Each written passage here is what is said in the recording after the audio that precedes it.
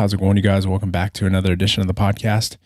In today's episode, we're going to be talking about setting your price and how to go about doing that, sort of knowing your worth and the, uneasy transition it can be for some people to go from working a lot of free shoots in order to get people and build a portfolio as well as network, and then find yourself in the position where you now need to monetize your time. Because at the end of the day, why else are we getting involved with photography, whether it's wedding photography, engagement, family, product, or otherwise, unless it's a passion that we hope to one day find profit in.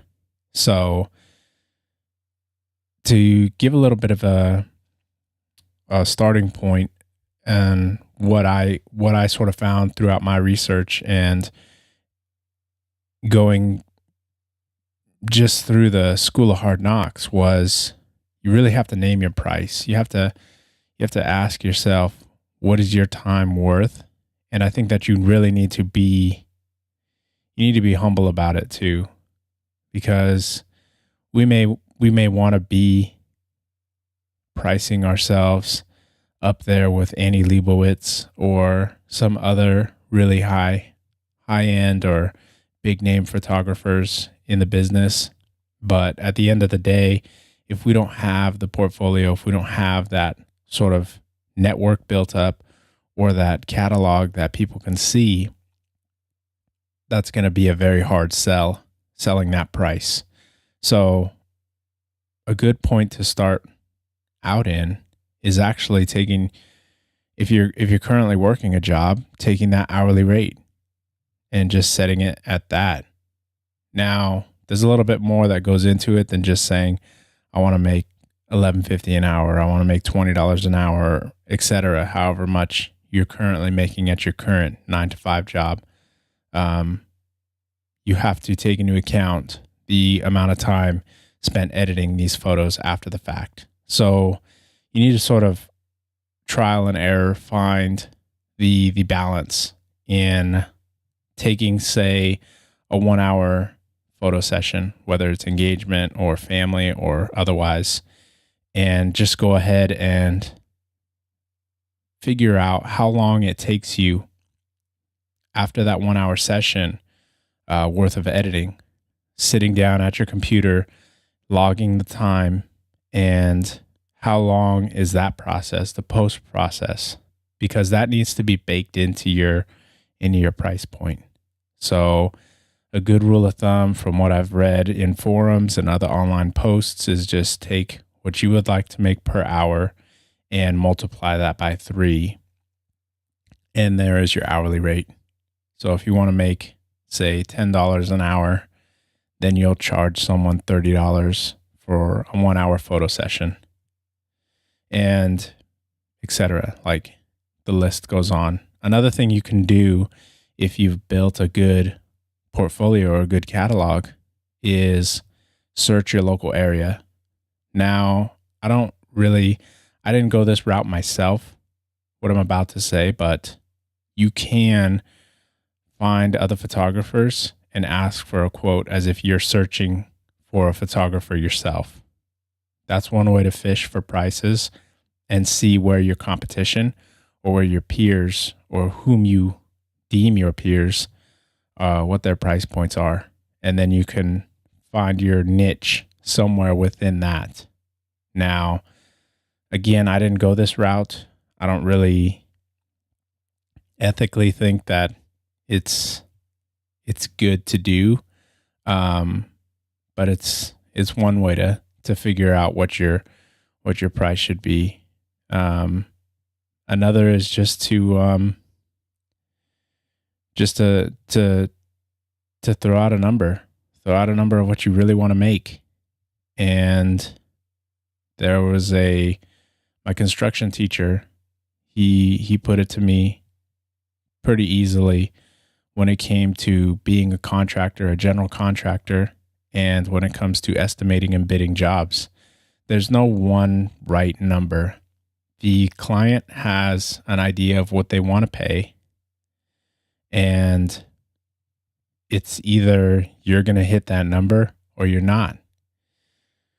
Where his advice came in was, if you're landing every job, you're probably priced too low.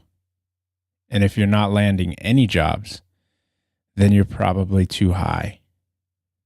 And if you're bidding a good amount, a healthy amount of jobs, because you have to ask yourself too, how much do you want to make from this annually or yearly? Do you want to make enough to quit your day job and just be a photographer full time? If that's the case, you have to take into account a lot of things. If you have a full-time employer, chances are you may have medical insurance, so you need to calculate or factor what that is going to cost. You'll need to factor in taxes on your income, and once you have that lump sum number of what you need to gross per year, then you need to divvy that up into a realistic picture of how many weddings you need to book in order to hit that. And then after that, it's all just net gains. Now, I don't really think you can step out on your own just doing 1 hour sessions. That I feel if you want to be a full-time photographer, you sort of have to have a large gamut of what it is you can do. You need to be able to do weddings. You can be a wedding photographer and just do that solely. If you're a sports photographer and you get fully invested into that, maybe you can do that. But for those who start out, quinceañeras, family photo sessions, newborn pictures, I don't realistically see those as viable options to fully step out onto your own and make it a full-time career. That you have to have some other subject that you're photographing, whether it's products, weddings, business headshots, actors headshots, shows, going to your local concerts, just any type of gig that keeps your camera working. So to jump back in again on what I was initially starting out with, setting your price and finding what that can be, I think that it's easy if you're doing it part-time or just as a professional / hobbyist, because it's very easy to just collect that extra income and not have it necessarily be your sole income. That if you miss a couple weddings or you miss a couple clients due to your price not being within their price point, you can sort of roll with the punches, and it's a little bit more forgiving than somebody who wants to step out and just do it full force. Now, I'm not discouraging those of you who want to go out and do it full force. I think that if you have that hustler mentality, or you've built that network through school or through college or through your local community, that if you feel confident enough, then by all means go ahead and go that route. But yeah, just finding what it is you want to make per hour. I mean, it's as simple as just taking a number, multiplying it by 3, and at the end of the day, boom, that's your hourly rate. And where you're going to end up losing money is if you take too long in the post process. That you really need to find a way to refine your turnover and your turnaround, because using a software, an editing software like Lightroom, you should be able to edit 1,000 photos relatively quickly, as long as you know your equipment, you've captured it as correctly as possible the first time in camera, and your turnaround time should be next to nothing, and you can actually do very well with those margins. Another little thing is, if you have a client whom you may feel, and I'll use weddings as an example, whom may be a bridezilla, sometimes rather than declining, taking a client like that, you can just charge a like a really high amount. Like really just throw out a number that you think they might say no to, and if they say yes, then that's another way to find your price point and to potentially make some pretty good coin in the process. I don't think that direction should be bragged about if you do land the job with a Bridezilla, and I don't condone anybody trashing their clients, because usually in the wedding community, if you have a bad experience with a bride, she's going to tell her friends and their friends and so on and so forth, and that may very well be the end of your wedding photography career right there. Another thing is just making the conscious decision on whether or not you want to post your prices, or if you want to just take it client by client. I started out just doing that, taking it client by client myself. And I feel like I was losing a lot of people with the numbers game. I was pretty much just throwing out an hourly amount and just telling them, however many hours you want your wedding to be, this is my rate. Go ahead and multiply it by that. There's also a $200 deposit that is non-refundable to save the date, but it is also applied to the total balance. And I think just trying to explain all of that stuff can be confusing to some people. So this year actually is when I've started to just go ahead and post my prices or packages. And it's not really like they're all the same. I offer the same thing for every package. The only difference is the time. I have a 4-hour, an 8-hour, and a 12-hour, and then an all-day or destination wedding package. So that's the only one where I'll need a client to contact me so we can go over the logistics via phone or Skype or whatever means works best for them. But the other three, it's pretty much been my experience that people want you for either that amount, 4, 8, or 12 hours. I mean, a 10-hour wedding is easy. It's easy to find those clients who want you there from beginning to end. So to just say 12, that's a good cushion. And 8 is a good amount of time too, because you can start in the day, you can get that wedding ceremony and even some of the post family pictures and be out of there by the time the dancing starts. So 8 hours is a good amount of time as well. And then 4, if people just want you there for the ceremony and the speeches and bouquet toss, stuff like that. They don't really care about capturing the makeup or trying on the dress or seeing the groomsmen as they get ready. So if that's the case, it's something that hits for everybody. And then my prices, I take my hourly rate and I just apply it. And then I have actually this time not put that a $200 deposit is now required to save the date and that it's deducted. I've changed the language that it now is applied to. So people don't have to do the subtraction. They just have to do the addition. So my prices are just as listed. $200 deposit is separate. And I've worked the numbers so that it's pretty much the same as what I was emailing people before, but I've gone ahead and just done the math and written it out to simplify things. So finding your price, setting your price, it can be a learning curve. And also having the confidence to go ahead and tell people that you're ready. You're ready to start getting paid. I mean, there's a lot of individuals out there. They want free. And you can find that.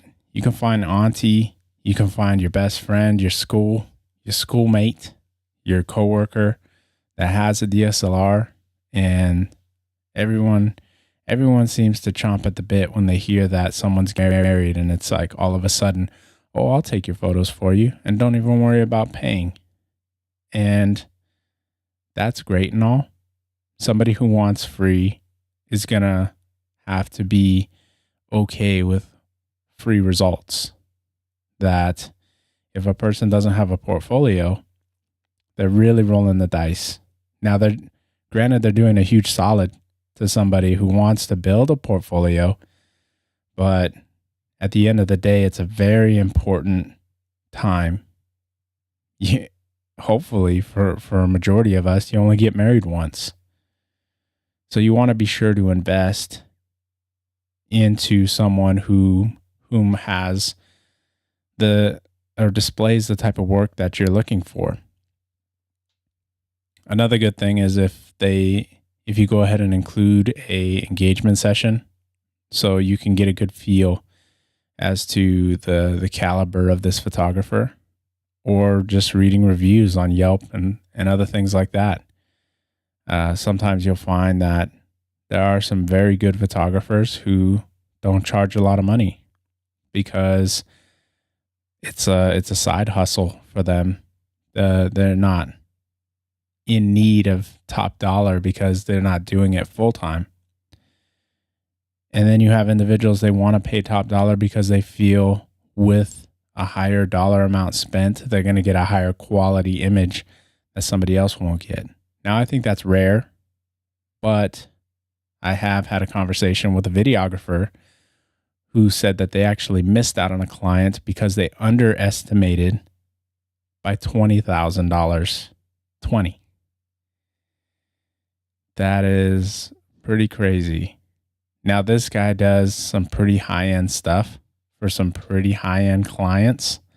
So to hear that they wanted to pay $20,000 more, and that feeling that if they paid less, $2,000 more, and hearing that they would pay less, they felt they would get a cheaper product in return.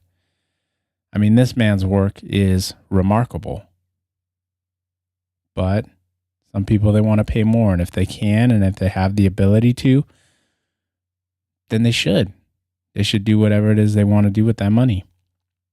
So the transition phase, I feel, because I don't feel like I touched on that yet, but the transition phase can be an awkward one because at some point after banging out all these free sessions, family sessions, birthdays, quinceañeras, all these events, and maybe even a free wedding in there, or you were a second shooter for another photographer at a wedding and you did it pro bono just so you can build your portfolio. At some point, you're going to find yourself being approached by a client who heard that there's a really great photographer who's doing free work, and you're going to have to hit them with that. Well, these are my prices. And you kind of have to hold firm that it can be nerve-wracking, even when you start booking clients and you start getting revenue. It can still be nerve-wracking feeling like you're charging people too much, or like you should underestimate your own worth in order to land a client. That I think that if you hold firm and stay confident with whatever you feel your value is, or whatever you feel the going rate is in your local area, that you're going to still find success in that. Oftentimes people, they are searching, and they're not going to go with the first person they contact. And they're not going to let you know that they're going to hire you until maybe a week or 2 weeks after they've contacted you. So just remain focused on what it is you're doing. Know that the transition phase is awkward, I want to say, for most everybody. And when you find that price point that works for you, just bear in mind that the inflation is a real thing. So every year you'll need to reevaluate your prices, and your rates are going to need to go up. that's all I've got for you guys today. Sort of just keeping it about pricing. I don't want to go off on too many different tangents, but I want to thank you guys for taking the time to listen to these podcasts. Feel free to let me know in the comments what you guys think. If you like this content or you want me to continue making these video podcasts, be sure to let me know by subscribing. And as always, till next time, see ya.